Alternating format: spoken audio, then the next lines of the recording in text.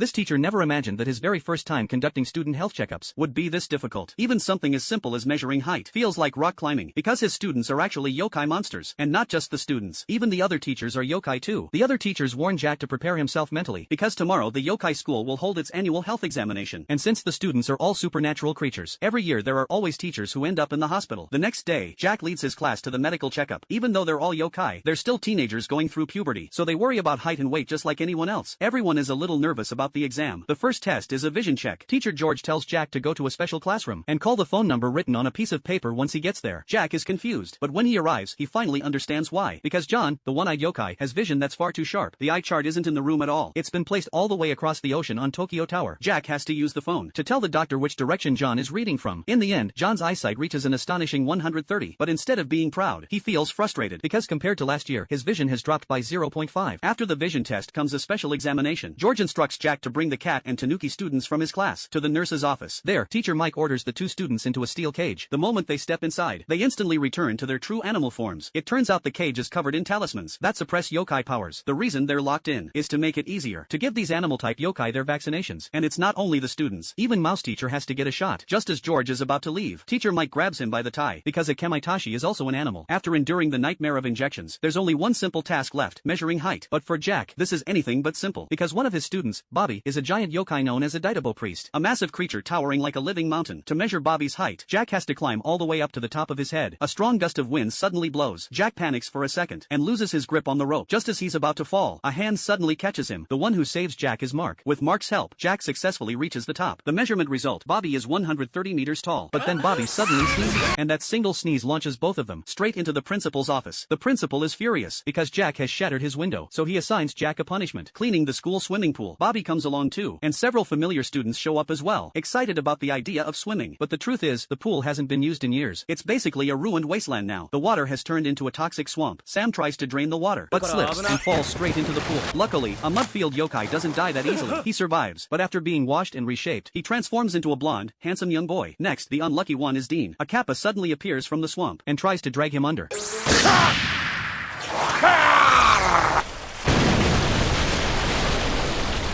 After the kappa is defeated, it warns them that the real owner of the pool is still there. Right after that, the pool water begins to churn violently, and a gigantic human-faced fish leaps out, the true master of this place. If they want to clean the pool, they'll have to defeat it first. Bobby returns to his original full size. Compared to him, the human-faced fish becomes nothing more than a tiny creature, with absolutely no chance to fight back. At that point, the fish has no choice but to surrender.